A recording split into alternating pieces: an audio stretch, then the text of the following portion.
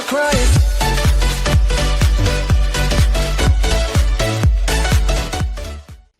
Có những địa điểm trên trái đất mà đại đa số mọi người vẫn đoán già đoán non xem nó có tồn tại hay không, hoặc nếu tồn tại thì nó ở đâu. Thậm chí nhiều người còn không biết tới sự tồn tại của những địa danh này khi nó gần như cách biệt với cuộc sống người dân và được canh gác vô cùng nghiêm ngặt.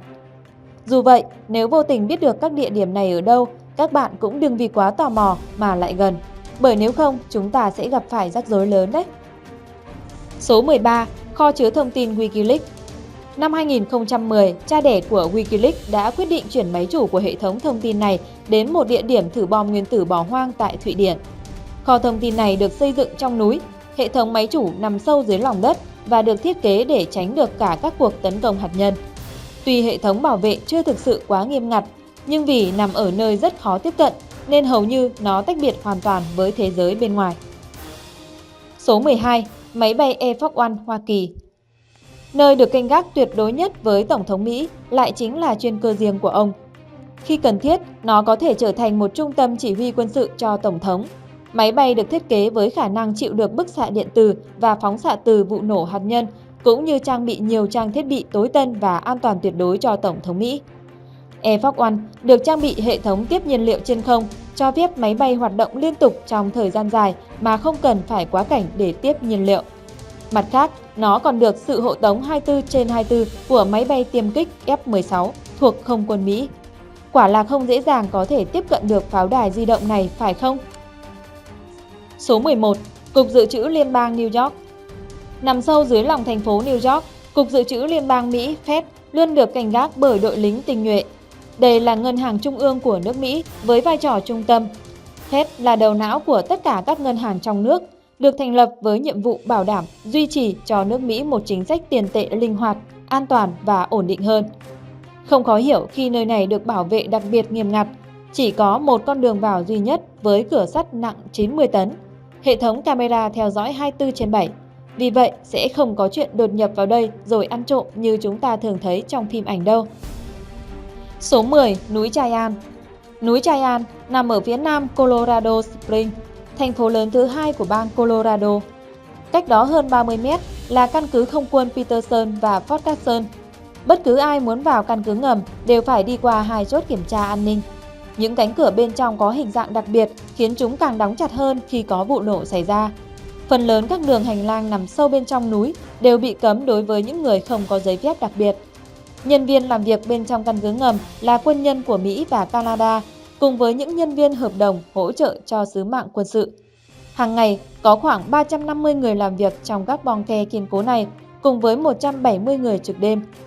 Quân đội có thể di chuyển toàn bộ chiến dịch của mình vào trong bunker ngầm trong tình trạng khẩn cấp, nhưng thông thường thì các chiến dịch được tiến hành tại căn cứ Peterson gần đó. Nhờ được xây dựng phần lớn bằng đá granite cho nên núi Cheyenne chống lại được bức xạ điện từ. Xung điện từ tại đây thường kèm theo một vụ nổ hạt nhân và nó có thể giáng chín những thiết bị điện tử bao gồm điện thoại, laptop, camera, radio, thiết bị GPS và thậm chí những chiếc xe. Bên trong núi Cheyenne có đầy đủ những tiện nghi phục vụ cuộc sống nhân viên. Cửa hàng ăn uống phục vụ đêm, phòng tập thể hình, nhà nguyện và khu vực chơi thể thao, cơ sở y tế. Mặc dù nhân viên làm việc cách biệt bên trong lòng núi, song họ vẫn duy trì liên lạc với mạng vệ tinh không gian bên ngoài. Phải mất 5 năm thì nước Mỹ mới xây xong khu quân sự này. Để vào được đây, có hàng chục lượt canh gác với những cửa sắt nặng 25 tấn, đủ để chống lại bom hạt nhân 30 megaton hay các vũ khí sinh học. Nơi đây có hệ thống nước ngọt và dự trữ lương thực riêng, có thể dùng trong 4 năm liên tiếp, đề phòng trong trường hợp chiến tranh nổ ra. Số 9. Hầm hạt giống ngày tận thế Svalbard. Hầm chứa hạt giống toàn cầu Svalbard chính thức đi vào hoạt động từ ngày 26 tháng 2 năm 2008, sau đề xuất của Hiệp ước Quốc tế về các nguồn gen cây trồng phục vụ sản xuất nông nghiệp và thực phẩm ra đời năm 2004. Svalbard được mệnh danh là hầm chứa ngày tận thế, bởi nó vẫn có thể đứng vững ngay cả khi những kịch bản ngày tận thế như thiên thể đâm vào trái đất hay chiến tranh xảy ra. Đằng sau những cánh cửa có khả năng ngăn không khí từ bên ngoài lọt vào, căn hầm Svalbard luôn được giữ ở nhiệt độ âm 18 độ C. Mỗi hạt giống được đóng gói vào từng túi riêng biệt, sau đó được niêm phong vào những chiếc hộp để ngăn không cho chúng tiếp xúc với không khí, cũng như hoạt động trao đổi chất diễn ra từ từ.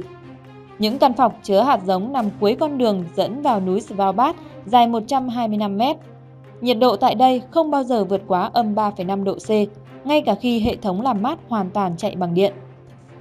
Với việc các tổ chức tư nhân khổng lồ như tổ chức Rockefeller hay Bill Gates đầu tư nhằm mục tiêu duy trì sự đa dạng sinh học của các giống cây trồng, không khó hiểu khi chi phí xây dựng căn hầm này không phải là điều họ quá quan tâm. Hầm Svalbard thực sự hữu dụng bởi vào năm 2100, con người sẽ cần tới những hạt giống đang được lưu trữ tại đây. Với nỗi lo sợ ngày tận thế có thể xảy ra cho nhân loại, tòa nhà này được xây trên một hòn đảo tại Na Uy, là nơi chứa hàng triệu mẫu hạt giống của hơn 3.000 loài thực vật trong trường hợp cần thiết.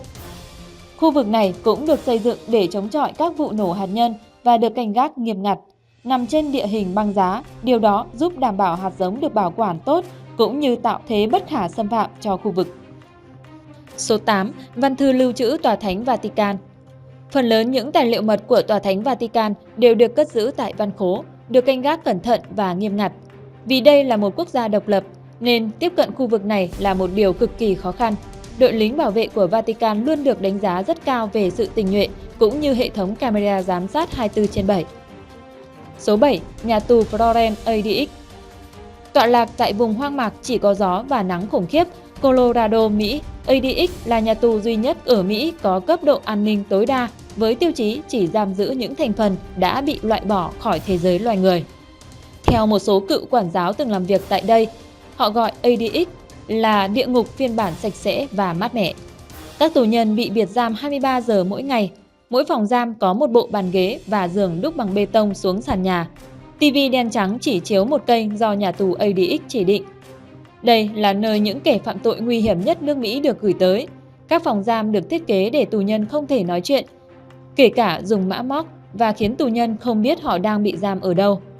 Có khoảng 1.400 cánh cửa thép, mỗi căn phòng đều được canh gác 24/7 và rất nhiều điều khác không được tiết lộ. Có lẽ gọi nơi này là địa ngục trần gian cũng không sai.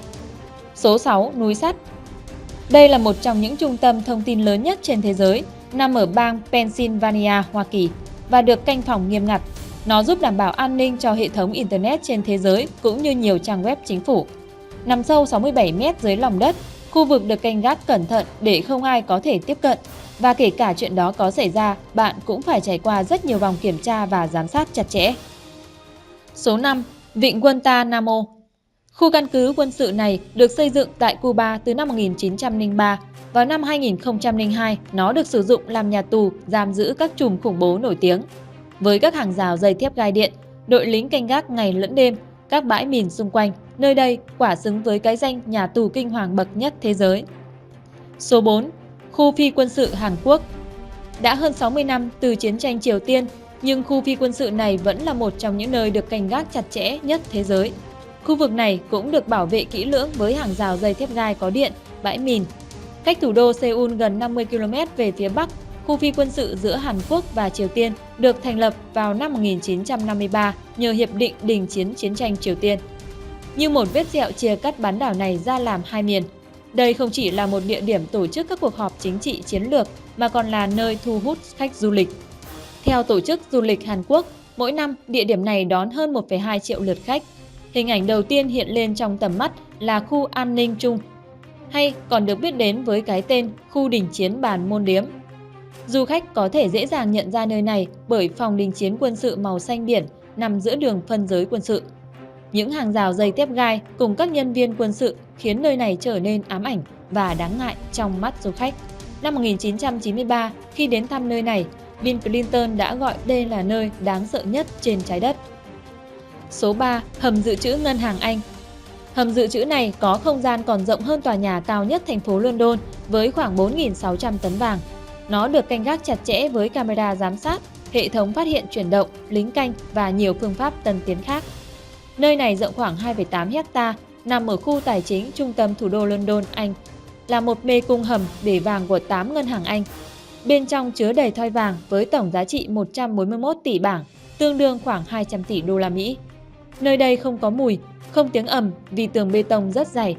Trong quá khứ, nơi này là căn tin cũ thuộc hệ thống hầm chứa bom được xây dựng từ những năm 40 của thế kỷ trước. Số 2. Khu vực 51. Nơi này thường được gọi bằng cái tên Hồ Tăm Tối và Miền Đất Hứa. Đây là nơi người ta đồn đoán chứa nhiều thông tin tuyệt mật mà nước Mỹ đã che giấu hàng thế kỷ, như tàu vũ trụ, người ngoài hành tinh, bằng chứng về các chuyến đặt chân lên mặt trăng giả. Không có bất kỳ hoạt động nghiệp vụ nào được cho phép tại nơi này. Sóng vô tuyến đều bị nhiễu loạn, cùng với sự bảo vệ nghiêm ngặt của quân đội đã phủ lên bức màn đen, khiến bất cứ ai cũng phải tò mò và sợ hãi. Số 1. Fort Knox.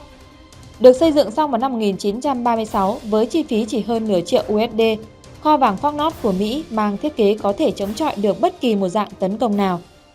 Tọa lạc trên một khu đồi ở bang Kentucky, bên ngoài một căn cứ lục quân, Fort Knox là kho vàng lớn nhất của nước Mỹ. Trong chiến tranh thế giới II, đây còn là nơi cất giữ những tài liệu và tài sản quý giá như Hiến chương Magna Carta, Tuyên ngôn độc lập Mỹ, Hiến pháp Mỹ, các vương miện của Hoàng gia Anh và dự trữ vàng của nhiều quốc gia bị chiếm đóng ở châu Âu. Đây được coi là khu dự trữ vàng có giá trị lớn nhất trên thế giới, với số vàng có giá trị khoảng 180 tỷ USD. Tòa nhà như một pháo đài kiên cố với các bức tường đá granite và cửa nặng 25 tấn. Camera an ninh, hàng rào, cửa sắt, bãi mìn, máy bay trực thăng và hơn 30.000 lính tình nhuệ sẵn sàng huy động mọi lúc là những điều bạn có thể thấy tại kho chứa vàng lớn nhất nước Mỹ này. Thật đáng kinh ngạc phải không? Bạn ấn tượng với nơi nào nhất trong danh sách trên? Hãy để lại ý kiến của mình trong phần comment bên dưới nhé! Đừng quên nhấn like và đăng ký kênh ủng hộ chúng mình. Xin chào và hẹn gặp lại trong các video lần sau.